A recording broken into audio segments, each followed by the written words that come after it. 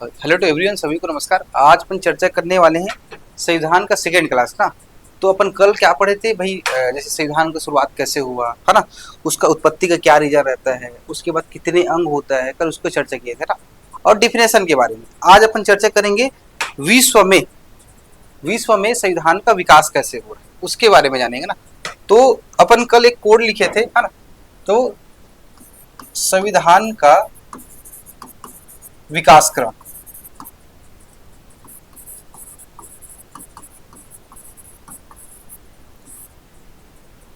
तो उसमें अपन दो चर्चा किए थे, एक विश्व लेवल पर और एक भारत के लेवल पर।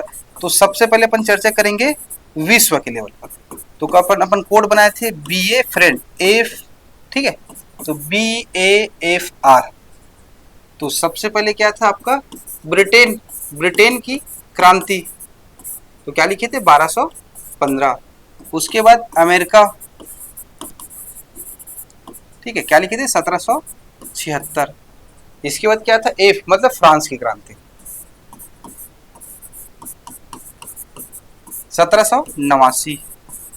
और उसके बाद जस्ट क्या था, रूस रूस की क्रांति मतलब 1917, ठीक है। और उसके बाद क्या था भारत भारत में भी संविधान का विकास दो स्तर पर होता है। एक होता है आपका अप्रत्यक्ष और दूसरा क्या होता है आपका प्रत्यक्ष। ये भी तीन डेट बताया था ना। तो जैसे एक 1895 हो गया, 1906 हो गया और 1920 और 22, ठीक है। फिर अपन डायरेक्ट में क्या चर्चा किए थे, प्रत्यक्ष। इसमें भी तीन डेट था, 1934 एम एन रॉय साहब, 1936 और 37, और अंतिम क्या था 1938, ठीक है। यहां तक के कल क्या चर्चा किए थे। आज अपन चर्चा करने वाले हैं ब्रिटेन की क्रांति, क्योंकि विश्व में क्या होगा, एक प्रकार की संवैधानिक विकास, संविधान की शुरुआत कहां से होगा, ब्रिटेन से होगा ना। तो सबसे पहले चर्चा करते हैं 1215।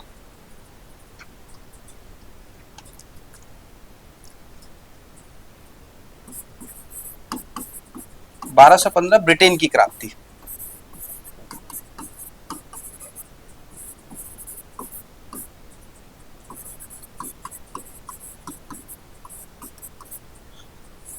ब्रिटेन क्रांति, इससे पहले क्या है, इसके कहानी सुन लेते हैं कि भाई 1215 में क्या घटना होता है कि ब्रिटेन में क्रांति होता है ना। तो उस समय क्या रहता है, यहाँ का राजा रहता है जॉन, क्या बोल रहा हूँ, जो ब्रिटेन का उस समय का राजा रहेगा जॉन रहेगा। और एक प्रकार के भाई जितने भी अलग अलग स्तर होते थे ब्रिटेन में ना, मान ली कोई अलग क्षेत्र हो गया, दूसरा क्षेत्र हो गया, तीसरा क्षेत्र, वहां पे क्या करते थे, सामंत लोग राज करते थे, है ना। सामंत एक करके गौटिया होता था जिनके पास क्या होता, सैनिक होता था, अपना हथियार होता था और अपना एक क्षेत्र होता था। तो भैया जो फ्रांस और ब्रिटेन के बीच क्या होता था, हमेशा युद्ध होता था। उस समय का एक प्रकार के क्या बोलेंगे, सबसे पावरफुल क्या होता था कंट्री, फ्रांस होता था, है ना। तो कहीं ना कहीं क्या होता था, राजा को युद्ध में जब हानि होता था तो क्या करता था भैया, जितने भी सामंत रहता था उनका क्या करे, संपत्ति पे कब्जा किया जाएगा, उनके सैनिकों पर कब्जा किया जाएगा और आम नागरिकों पर क्या होगा, टैक्स में वृद्धि किया जाएगा। तो कहीं ना कहीं जो सामंत लोग करते क्या करते हैं, पहली बार यहाँ पर विद्रोह करते हैं, एक प्रकार की क्रांति करते हैं। ये बोला जा रहा है कि भैया अगर आप मनमाने तरीके से, ठीक है, मनमाने तरीके से क्या करेंगे, अपना फैसला लेंगे, तो कहीं ना कहीं हम लोग विद्रोह करेंगे और क्रांति करेंगे। तो कहीं ना कहीं राजा डर जाता है और उसके बाद क्या होता है, आपस में बैठक किया जाता है और सर्वप्रथम एक रूल ऑफ लॉ का कॉन्सेप्ट लाया जाता है, ठीक है। और यहाँ पर क्या, किसको सर्वोच्च माना जाएगा, कानून को सर्वोच्च माना जाएगा, न कि राजा को। तो इसलिए बोलते हैं, ठीक है। अब ये एक समझौता होगा, क्या बोलते हैं इसमें, सामंत और राजा के बीच। तो राजा कौन रहेगा, जॉन। इसको नाम को याद रखे रहना क्योंकि नाम दो बार आएगा, ठीक है। और इनके इन दोनों के बीच क्या हो रहा है, एक समझौता हो रहा है, समझौता। तो उसको बोलते हैं सत्ता का एकीकरण। पहले क्या अलग अलग बिखरा हुआ था, इसमें क्या किया जाए, सत्ता का एकीकरण, मतलब किन के लिए, प्रजा के लिए, सत्ता का एकीकरण। और इसमें क्या क्या अधिकार दिया उसको याद रखना है ना, ये ज्यादा इंपॉर्टेंट है, किन के लिए, प्रजा के लिए। अब इसमें अधिकार की बात है, तो इसमें दिया गया भैया संपत्ति का अधिकार दिया। भाई सामंत के पास जो संपत्ति रहेगा अचानक से नहीं छीन सकते, उस पर कब्जा नहीं कर सकते, मतलब आम नागरिकों के पास क्या रहेगा, यहाँ संपत्ति का अधिकार दिया गया। जैसे भारत में भी था ना, पहले 7 मौलिक अधिकार होता था, जिसमें से एक संपत्ति का अधिकार है, उसको समाप्त कर दिया गया। कितना, 6 मौलिक अधिकार है। तो उसमें से ये पहली बार क्या हो रहा है कि जिसका भी संपत्ति रहेगा उसको बिना कानून से क्या है, बिना कानून के बेदखल नहीं किया जा सकता। तो पहला क्या है, संपत्ति का अधिकार हो गया। ठीक है। कर वृद्धि अचानक से नहीं किया जाए, कर वृद्धि के लिए क्या है, आम नागरिकों से पूछा जाएगा, भाई उससे डिसीजन लिया जाएगा। और तीसरा सबसे इंपॉर्टेंट रहता है, कानून से ऊपर क्या है, राजा नहीं होगा, मतलब क्या होगा, कानून का राज होगा। अब क्या होगा, पहले क्या होता था, राजा अपने हिसाब से कुछ भी डिसीजन करता था। अब इसमें बोल दिया भाई कानून पहले बनाया जाएगा, कानून के अकॉर्डिंग ये राजा क्या करेगा, कुछ भी परमिशन लेगा या किसी को कंट्रोल करेगा। तब ये तीसरा है आपका कानून का राज, मतलब रूल ऑफ लॉ बोल सकते हैं, ये सबसे इंपॉर्टेंट है। तो इससे क्या हो गया, राजा कंट्रोल हो गया। और इसलिए इस अधिकार को, जो अधिकार मिल रहा है सत्ता के एकीकरण, इसको बोलते हैं ब्रिटेन का मैग्ना कार्टा। बार बार इस शब्दों को आप लोग सुनोगे ना, तो मैग्ना कार्टा का मतलब होता है एक प्रकार की सुखद अनुभव या न्याय का झरना भी कई बार बोला जाता है ना। जैसे भारत में जब चार्टर एक्ट 1813 आता है ना, तो उसमें क्या होता है, शिक्षा का अधिकार दिया जाता है। तो उस समय इसको क्या बोलते हैं, शिक्षित वर्गों के द्वारा भारत का मैग्ना कार्टा। क्यों, क्योंकि पहली बार क्या हो रहा है, शिक्षा में 1 लाख रुपया खर्च किया जाएगा भारतीय स्कूलों में। तो इसी अधिकार को क्या बोलेंगे, ब्रिटेन का मैग्ना कार्टा, ना कि भैया भारत का नहीं, ब्रिटेन का मैग्ना कार्टा, ये ज्यादा इंपॉर्टेंट है। तो प्रश्न पूछा जाएगा, है ना, कि 1215 के एक्ट को किस नाम से जाना जाता है, तो ब्रिटेन का मैग्ना कार्टा, क्योंकि इसमें आम नागरिकों को अधिकार मिल गया। अब ये हो गया 1215। अब जस्ट आते हैं 1688, यहां तक देख लेना, कोई दिक्कत हो तो बताना, ठीक है। 1688 अभी भी ब्रिटेन की क्रांति ना, 2 महत्वपूर्ण क्रांति रहते, इसलिए इसको पढ़ना जरूरी है। फिर से क्या है, ब्रिटेन की क्रांति।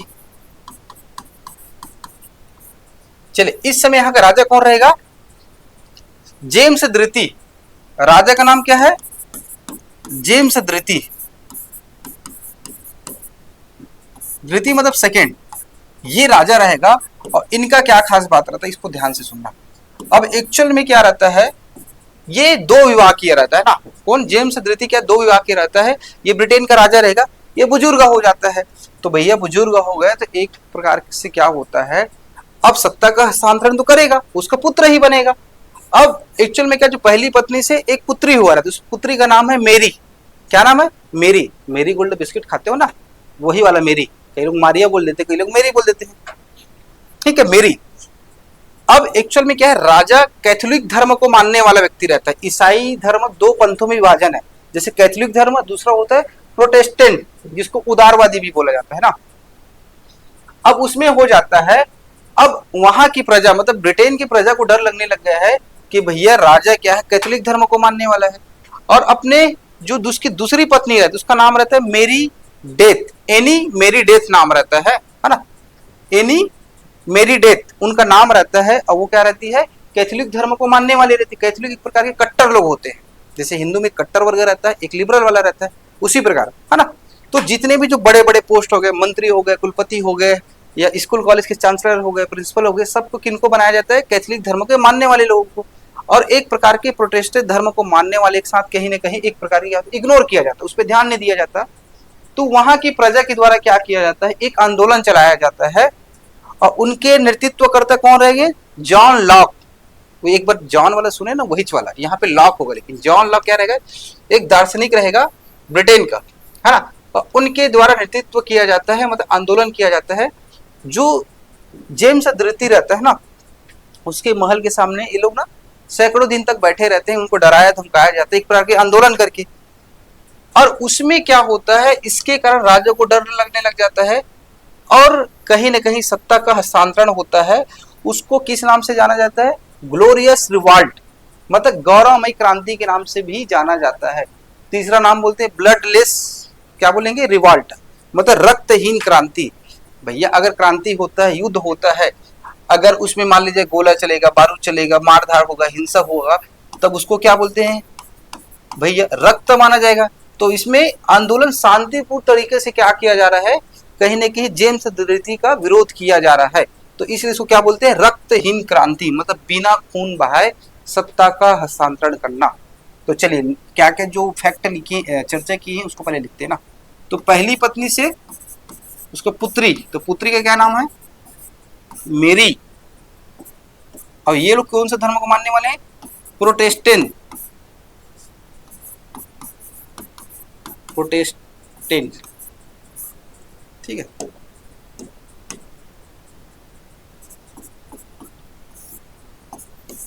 अब इनके दामाद, जेम्स तृतीय का दामाद कौन रहेगा, विलियम तृतीय, जो हॉलैंड का राजा रहता है। उनका विवाह किनके साथ हुआ रहता है, मेरी, मेरी के साथ इनकी ठीक है। और बाद में क्या बनते हैं, ये महारानी बनती है ब्रिटेन की। और इसकी दूसरी पत्नी का नाम क्या रहेगा, एनी, उनका नाम है एनी मेरी डेथ। इतना बस डालो एनी, बस है ना, उसको मत लिखो, कंफ्यूजन हो जाएगा फिर आप लोग। एनी, और ये कौन सा धर्म को मानने वाली है, कैथोलिक, कैथोलिक, ठीक है, इसको याद रखना, ठीक है। अब यहाँ जो ब्रिटेन की क्रांति हो रहा है, नेतृत्व करता कौन है, जॉन लॉक, उसको जाना जरूरी है, क्योंकि उस समय क्या था, ब्रिटेन का दार्शनिक रहता है। और जो प्रेस हो गया, पुस्तक हो गया, है ना, पत्राचार हो, उसके माध्यम से आम नागरिकों को मोटिवेट किया जाता है। उसके बाद क्या होता है, वो बड़ा सा क्रांति होता है। तो नेतृत्व करता है मतलब लीडरशिप,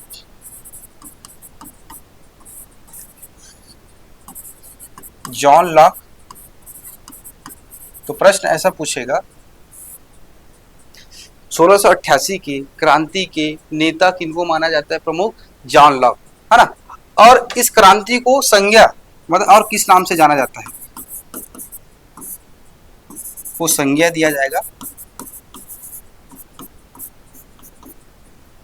गौरवमय क्रांति, गौरवमयी क्रांति। अब इंग्लिश में क्या बोलेंगे, ग्लोरियस रिवॉल्ट, ग्लोरियस जानते हो ना, चमक टाइप रहता है, जो गौरव की बात रहता है, ग्लोरियस रिवॉल्ट, रिवॉल्ट मतलब क्रांति ना। दूसरा अन्य नाम से जाना जाएगा रक्तहीन क्रांति, रक्तहीन क्रांति मतलब बिना खून बहाए। तो इंग्लिश में क्या क्या बोलेंगे, ब्लडलेस रिवॉल्ट, ब्लडलेस।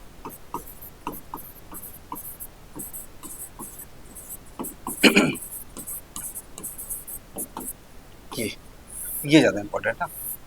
और उसके बाद क्या होता, उसको जानना है ना कि भैया 1688 में क्या हो रहा है, जो यहाँ का राजा जेम्स तृतीय, उनको कहीं न सत्ता से एक प्रकार के हटा दिया जाता है। और ब्रिटेन का राजा कौन बनेगा, मतलब राजा नहीं, अब महारानी बनेगी, मेरी और विलियम, इन दोनों के द्वारा क्या ब्रिटेन का सत्ता का संचालन किया जाएगा। और पहली बार क्या होता है, विश्व में प्रथम मौखिक, क्या बोलेंगे, संविधान का शुरुआत होता है, जिसे और क्या बोल सकते हैं, प्रथम अलिखित संविधान की शुरुआत इसी क्रांति से होता है ना। और यहाँ पर क्या होता है, दूसरा पॉइंट लिखना है, पार्लियामेंट्री सिस्टम की शुरुआत होता है। और इसमें जो राजा क्या होगा, राज प्रमुख तो नहीं होगा, नाम मात्र क्या होगा, राज प्रमुख होगा। जैसे देश का राष्ट्रपति होता नहीं, भारत देश का क्या होता है, नाम मात्र का रहता है, लेकिन असली पावर किनके पास रहता है, प्रधानमंत्री के पास रहता है। तब यहाँ पर क्या होता है, पार्लियामेंट्री सिस्टम का शुरुआत होता है कि संसदीय व्यवस्था। अब इसमें क्या होगा, जो क्या होगा, जो पार्लियामेंट सबसे प्रमुख होगा, उन्हीं की कानून के आधार पर क्या किया जाएगा, देश में सत्ता संचालन किया जाएगा। कहने का मतलब ये है, ये ज्यादा इंपॉर्टेंट तीसरा फैक्ट है ना। परिणाम, उस घटना के बाद क्या परिणाम निकल रहा है। तो पहला, महारानी कौन बनेगी, महारानी बनाया गया मेरी को, मेरी उनकी पुत्री का नाम है ना। उसके दूसरा पॉइंट क्या होता है इसमें, संसदीय व्यवस्था की शुरुआत। जैसे भारत में संसदीय व्यवस्था का शासन होता है ना, पार्लियामेंट्री सिस्टम होता है।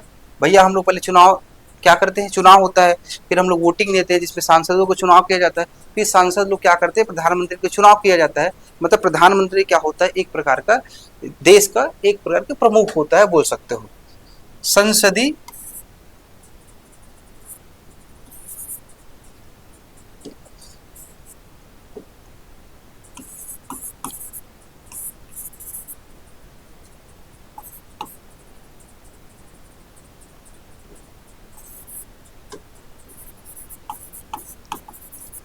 व्यवस्था की शुरुआत, ठीक है, जैसे पार्लियामेंट बोलते हैं ना, पार्लियामेंट्री सिस्टम की शुरुआत, ये ज्यादा इंपॉर्टेंट। दूसरा क्या होगा, विश्व का प्रथम मौखिक संविधान,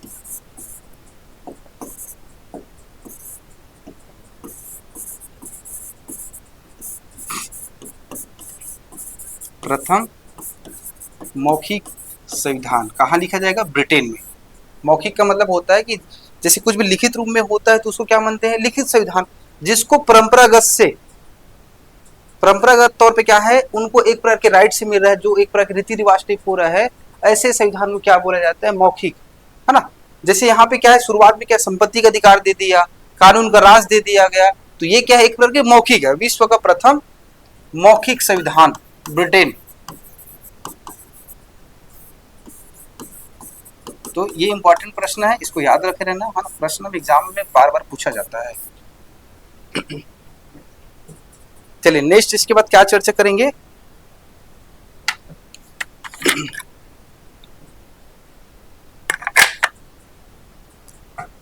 कहने का सीधा सा अर्थ होता है इसका मतलब संविधान में क्या है, अब रूल ऑफ लॉ होगा।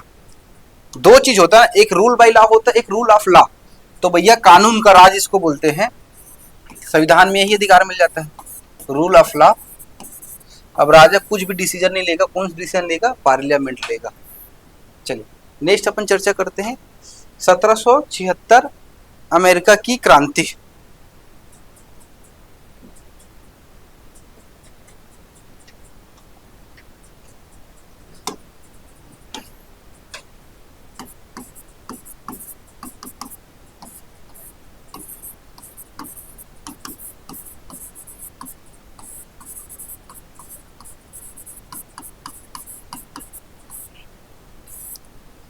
अब देखिए अमेरिका की क्रांति की चर्चा करते हैं। देखिए 1776 में क्या हो रहा है, 4 जुलाई 1776 को अमेरिका आजाद होता है, क्योंकि ब्रिटेन का गुलाम रहता है ना।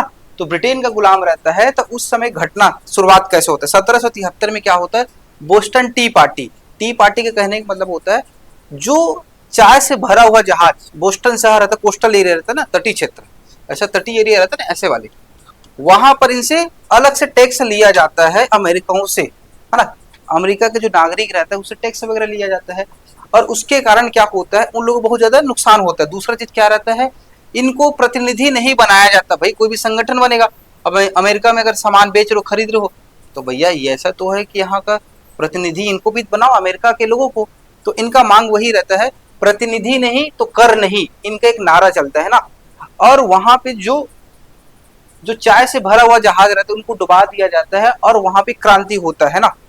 तो अमेरिका में 13 राज्यों का एक संगठन बनता है। जैसे एक अलग अलग राज्य होता है, जैसे मध्य प्रदेश राज्य हो गया, उत्तर प्रदेश एक राज्य हो गया, है ना, छत्तीसगढ़ एक राज्य है। उसी प्रकार अमेरिका को क्या बोलते हैं, यूनाइटेड स्टेट्स ऑफ अमेरिका बोलते हैं, यूएसए। तो तीनों 13 राज्यों का संगठन बनता है। उसके बाद क्या होता है, उसका सेनापति किनको बनाया जाएगा, जॉर्ज वाशिंगटन। उन्हीं के याद में क्या बनाया गया है, अमेरिका का राजधानी वाशिंगटन डीसी बोलते हैं ना। तो बोल सकते हैं अमेरिका की क्रांति का प्रमुख सेनापति कौन रहेगा, जॉर्ज वाशिंगटन। और इधर ब्रिटेन की तरफ से बहुत सारे लोग रहते हैं, उसमें से ये रहता है लॉर्ड कॉर्नवालिस। इसको सुने भी होंगे, लॉर्ड कॉर्नवालिस क्या रहता है, ये लगभग 86 से 93 के आसपास भारत का गवर्नर जनरल भी बनता है, जिसमें भारत में पुलिस एवं नागरिक व्यवस्था के जनक एवं संस्थापक भी माना जाता है। आप लोग पढ़ोगे हिस्ट्री वगैरह तो उसमें पता चलेगा। ठीक है, यहाँ पे क्रांति होता है, और उसके बाद एक सम्मेलन होता है, फिलाडेल्फिया शहर का नाम ना, फिलाडेल्फिया सम्मेलन होता है और उसके बाद वहां पर क्या होता है, 1776 में क्या हो गया, आजाद हो गया। और वहां पर एक संविधान लिखा जाएगा। उस समय केवल 7 आर्टिकल, 7 आर्टिकल शामिल था, जिसमें गन रखने का अधिकार हो गया, मौलिक अधिकार हो गया, है ना, ये बहुत सारे अधिकार। अभी वर्तमान में 10 है। तो दुनिया का बोला जाता है एक प्रकार के लोकतांत्रिक देश में विश्व का सबसे छोटा लिखित संविधान तो कहाँ का, अमेरिका का। वर्ड की बात किया जाए, शब्द में कितना है, लगभग 4000 वर्ड ही है, केवल 4000। और भारत में बोला जाए तो भारत के संविधान में लगभग 1,17,000 से भी अधिक वर्ड है। वर्ड जैसे मेरा नाम अभिमन्यु है तो 1 वर्ड हो गया, चंद्रवंशी 2 वर्ड हो गया, है ना, कंवर्धा 3 वर्ड हो गए। तो कहने का मतलब ऐसा वर्ड है, टोटल कितना है, केवल 4000। और भारत के में कितना है, 1,17,000 से भी अधिक वर्ड। और उसके बाद यहाँ पे संविधान लिखा जाता है और इसी को बोला जाता है विश्व का प्रथम लिखित संविधान। चलिए, इतना जो चर्चा की उसको पहले लिखवा देता हूँ, उसके बाद आगे चर्चा करेंगे। तो यहां से घटना होगा बोस्टन टी पार्टी, टी मतलब चाय, कोई पार्टी वगैरह नहीं हो रहा, लेकिन उसको नामकरण किया गया बोस्टन टी पार्टी। कहां होता है, 1773, यहां से। अमेरिकी सेनापति ना, यूएसए सेनापति,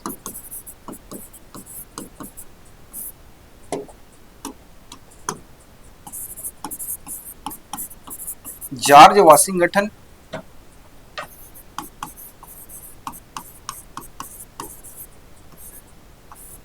ये जो बाद में क्या क्या बनता है, प्रथम राष्ट्रपति बनता है अमेरिका का, याद रखना। और इनके याद में क्या बनाया गया, राजधानी का नामकरण किया गया अमेरिका का। ब्रिटेन की तरफ से कौन सेनापति है, लॉर्ड कॉर्नवालिस। रहने को बहुत सारा रहता है ना, जो इसलिए इसको बताने की चर्चा ये है, इनको एक प्रकार के डिमोशन के तौर पर इंडिया भेजा जाएगा। उस समय अमेरिका बहुत बड़ा देश होता था, पावरफुल कंट्री होता था। ब्रिटेन का सेनापति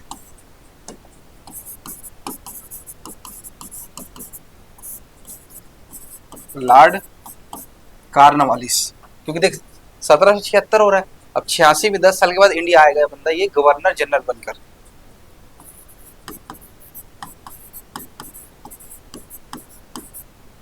ये इसमें क्या होगा, अमेरिका विजेता होगा, है ना। और उसके बाद क्या होता है, संविधान लिखा जाएगा। नेक्स्ट, फिलाडेल्फिया सम्मेलन। सम्मेलन में क्या किया जाएगा, संविधान, प्रथम लिखित संविधान। तो कहाँ है, विश्व में प्रथम लिखित संविधान की शुरुआत कहां से होता है, अमेरिका से होता है। यहाँ पे विश्व में प्रथम लिखित संविधान,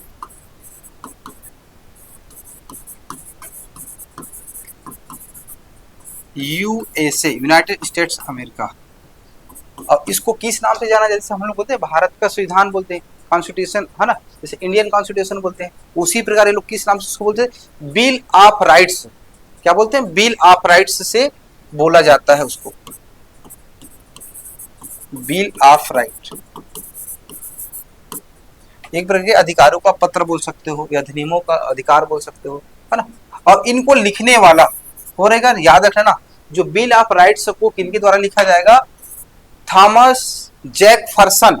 तो एक प्रकार के जैसे अब हम लोग बोलते हैं ना, भारत के को संविधान किनके द्वारा लिखा गया है, भीमराव अंबेडकर को मानते हैं, है ना।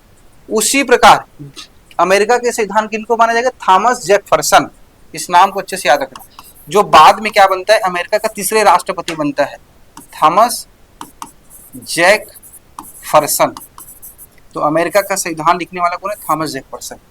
दूसरी बात क्या है, बिल ऑफ राइट्स में मौलिक अधिकार दिया जाएगा, शस्त्र रखने का अधिकार, मतलब गन रखने का अधिकार। अमेरिका का सबसे बड़ी आज की समस्या क्या है, गन कल्चर। मुश्किल से 40 करोड़ है और वहां पे 80 करोड़ गन है, कम से कम डबल हर व्यक्ति के पास। ये लोग पीते खाते हैं, जाते हैं पब में, स्कूल में, कॉलेज में, ऐसे धड़ से ट्रिगर दबा देते हैं, सैकड़ों लोग मारे जाते हैं हर साल। क्योंकि अमेरिका का सबसे बड़ी एक समस्या है ना, क्योंकि वहां के कहा संविधान में लिखा गया है और इसको अचानक से कोई खत्म नहीं किया जा सकता, क्योंकि आधे लोग समर्थन करते हैं गन कल्चर का और आधे लोग नहीं करते, तो सबसे बड़े अमेरिका की यही समस्या है। उसी प्रकार एक महात्मा गांधी जी के द्वारा 11 सूत्री मांग किया गया था, उसमें भी क्या था, शस्त्र रखने का अधिकार मांगा गया था। अगर वो उस समय अगर अंग्रेज सरकार मान ले रहते तो कहीं न कहीं हमारे संविधान में भी उसको क्या है रखना पड़ता, तो उसका आगे हमको भी एक समस्या होना खड़ा हो जाता है ना। हमारे यहाँ भी जानते हैं बात बात में यहाँ टंगिया उठा लेते हैं, है ना, डंडा उठा लेते हैं, कुछ भी उठा लेते हैं। अगर यहाँ पे गन उठाते तो आधे लोग रोज आधे लोग मारे जाते। तो कहने का मतलब ये है, और इसमें एक वर्ड लिखा है, we the people of America, America लिखा। और इसका सेम टू सेम क्या है, हमारे जो भारत के प्रस्तावना में क्या लिखे, हम भारत के लोग। तो क्या होता है, हम भारत की जगह में हम अमेरिका के लोग। तो इसमें लिखा है हमारे जो प्रस्तावना है उद्देश्य का किसके द्वारा पेश किया था, जवाहरलाल नेहरू के द्वारा। तो जो बिल ऑफ राइट्स है इसको सेम सेम कॉपी पेस्ट किया गया है, जो अमेरिका के जगह में क्या है, India, we the people of India. अगर आप प्रस्तावना पढ़ोगे तो ऑटोमेटिक पता चल जाएगा। तो जवाहरलाल नेहरू जी ने यहां से बस इसको चेंज किया, है ना। तो हम भारत के लोग, तो क्या हो गया ये, हम अमेरिका के लोग, ये इसमें लिखा गया फर्स्ट लाइन में बिल ऑफ राइट्स में, थॉमस जैफरसन। ये इंपॉर्टेंट है, विश्व का प्रथम लिखित संविधान, ये ज्यादा इंपॉर्टेंट ना, ये इंपॉर्टेंट हो गया, इसको अच्छे से याद रखना, है ना। और इनमें क्या क्या,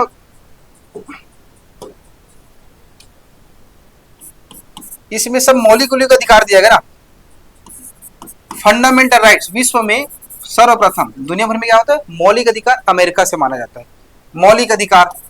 दूसरा क्या है, इसमें शस्त्र रखने का अधिकार, मतलब गन, शस्त्र रखने का अधिकार उनका एक प्रकार का मौलिक अधिकार है। क्योंकि पार्लियामेंट्री सिस्टम की शुरुआत कहां से हो, ब्रिटेन से हो गया, तो ऑलरेडी हम भी चलेगा ना, मान चले। इनका स्वतंत्रता दिवस क्या लिखना है, 4 जुलाई 1776, इनका स्वतंत्रता दिवस। लेकिन जो संविधान कब लागू होता है, देख 76 में तो बन रहा है, लेकिन 1786 में लागू होगा, याद रखना स्पेशली। जैसे भारत का संविधान बोलते हैं ना, 26 नवंबर 1949 को ऑलरेडी बन चुका था। उसके कुछ जो कुछ आर्टिकल है उनको लागू किया गया, लेकिन पूरी तरीके से भारत का संविधान कब लागू होता है, 26 जनवरी 1950 को लागू होता है। उसी प्रकार इनका 10 साल बाद लागू होगा ना, क्योंकि धीरे धीरे क्या उनको डेवलपमेंट किया जाएगा, धीरे धीरे बनाया जाएगा, धीरे धीरे क्या उसमें सुधार किया जाएगा। तो इनका संविधान कब लागू होता है, पूरी तरीके से 1700, यहीं पे लिख लो यार,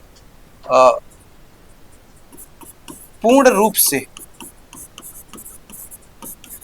1786 में लागू, इसको याद रखना, ये इंपॉर्टेंट है, ठीक है। चलिए उसके बाद नेक्स्ट चर्चा करेंगे अपन फ्रांस की क्रांति।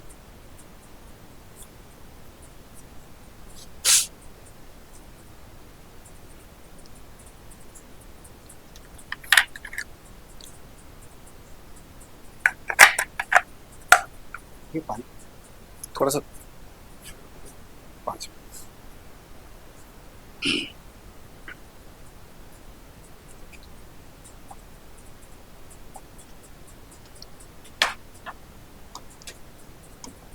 नेक्स्ट डेट क्या लिखे थे अपन, विश्व में 1789।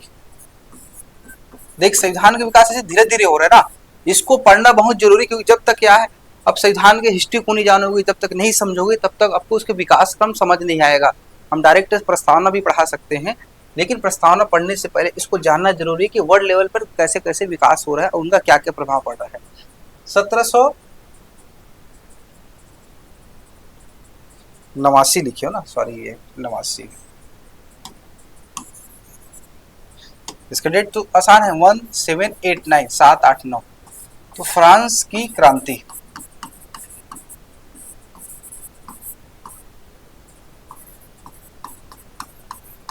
ठीक,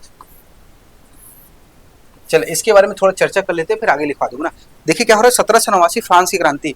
अब कॉमन सी बात है, ब्रिटेन में क्रांति हो गया, राजशाही का समाप्ति होना शुरू हो गया। उसमें उस समय वर्ल्ड लेवल पूरी तरीके से क्या था, हर जगह राजा लोग राज करते थे, तो ब्रिटेन हो गए, अमेरिका हो गए, अमेरिका में खैर गुलाम था, है ना, फ्रांस हो गए। तो इनसे क्या हुआ, कहीं ना कहीं वहां के आम नागरिकों को मुक्ति दिलाने के लिए, मुक्ति प्राप्त करने के लिए क्रांति करते थे, है ना।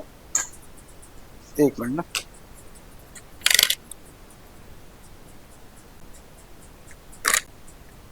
ठीक है। तो क्या हुआ, मुक्ति प्राप्त करने के लिए वहां के आम नागरिकों के द्वारा कहीं ना कहीं आंदोलन किया जाता था, मतलब क्रांति किया जाता था ना।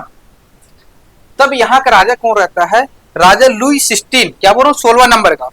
और इससे पहले कोई 16 राजा रहा था, लुई 1, लुई 3 ऐसा करके 16।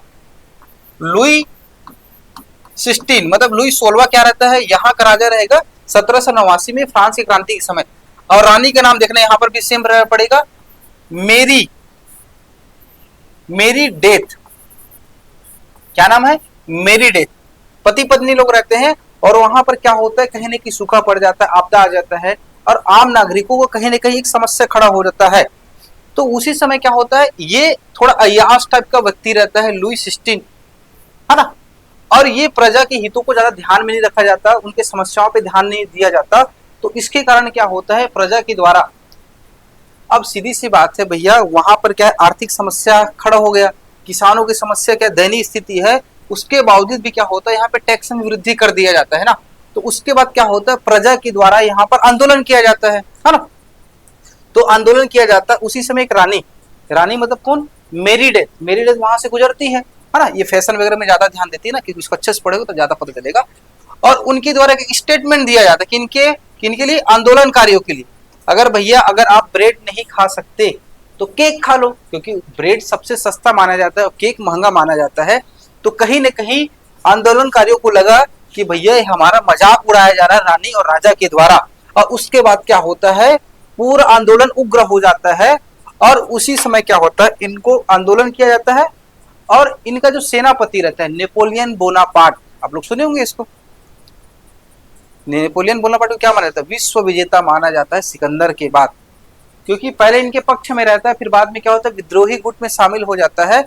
और उनके बाद लुई 16 और मेरी डेथ को क्या है, उसको पकड़ा जाता है और फिर सरेआम फांसी में टांग दिया जाता है। और क्या होता है, एक प्रकार की राजशाही का समाप्ति होता है। और यहाँ पे एक क्लब रहता है, चलो पहले लिखवाता हूँ, बारी बारी चर्चा करूंगा ना, फिर ज्यादा हो जाएगा आप लोग। तो राजा क्या है,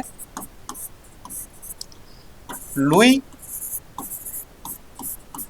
16 मतलब 16, और रानी का नाम मेरी डेथ।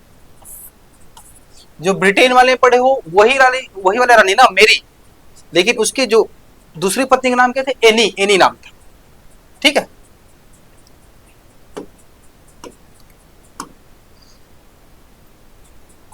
इन दोनों को क्या कर दिया जाता है, बाद में 1789 में फांसी दे दिया जाता है, फांसी। और नेतृत्वकर्ता में सबसे बड़ा मान जो फ्रांस की क्रांति होता है ना, उसमें नेपोलियन बोनापार्ट प्रमुख रहता है, नेपोलियन बोनापार्ट। दूसरा एक संस्था रहता है जैकोबियन क्लब, जैसे कांग्रेस पार्टी हो गए, बीजेपी पार्टी हो गए ना। देश को आजादी दिलाने में सबसे महत्वपूर्ण पार्टी किनको माना जाता है, भारत में कांग्रेस पार्टी को। तो उसी समय यहाँ पे जैकोबियन क्लब, क्लब मतलब घूमने फिरने वाला क्लब नहीं है भैया, पार्टी वाला नहीं है, जैकोबियन क्लब का नाम रहता है, जिसमें क्रांतिकारी संगठन है। इसके बारे में जब आप हिस्ट्री पढ़ोगे ना, तो आपने सुना होगा टीपू सुल्तान फ्रांस के जैकोबियन क्लब के सदस्य बना था, यही वाला जैकोबियन क्लब है, याद रखना। और इनके सदस्यों के द्वारा आंदोलन चलाया जाता था, ये जैकोबियन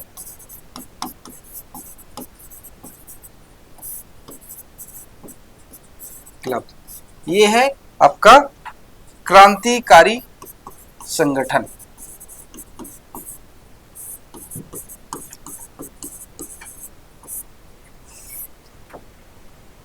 ठीक है। और उसके बाद क्या होता है, एक संविधान का निर्माण किया जाता है, और इसको माना जाता है विश्व का, ठीक है, विश्व का द्वितीय, सेकेंड ना, लिखित संविधान। कहाँ है, फ्रांस, इसको याद रखना है।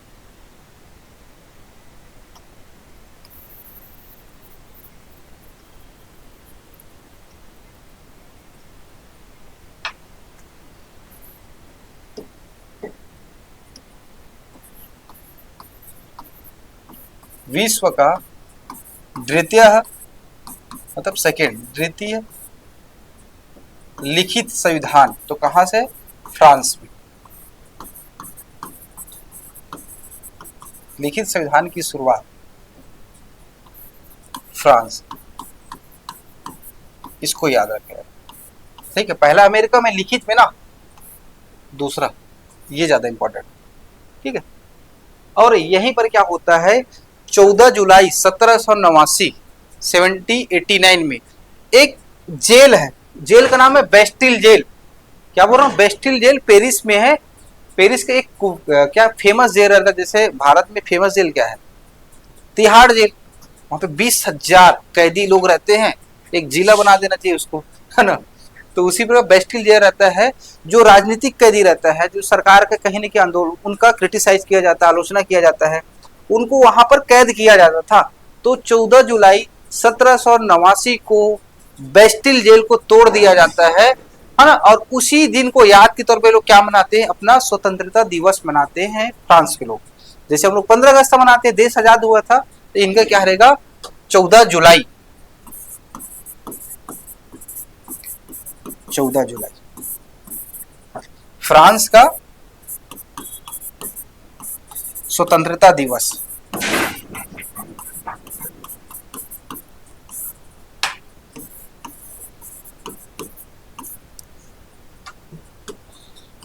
तो ये इसके क्या लिखना है इसमें, बेस्टिल जेल 14 जुलाई, बेस्टिल जेल पेरिस।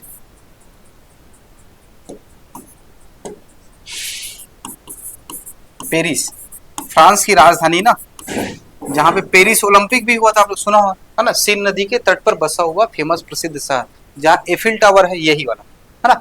चलिए, आई होप आप लोग समझ आया होगा ना। और कल आगे के बारे में चर्चा करेंगे, जैसे फ्रांस की क्रांति हो गई, उसके बाद रूस की क्रांति, फिर भारत के बारे में आगे चर्चा करेंगे ना। चलिए फिर मिलते हैं, तब तक के लिए धन्यवाद।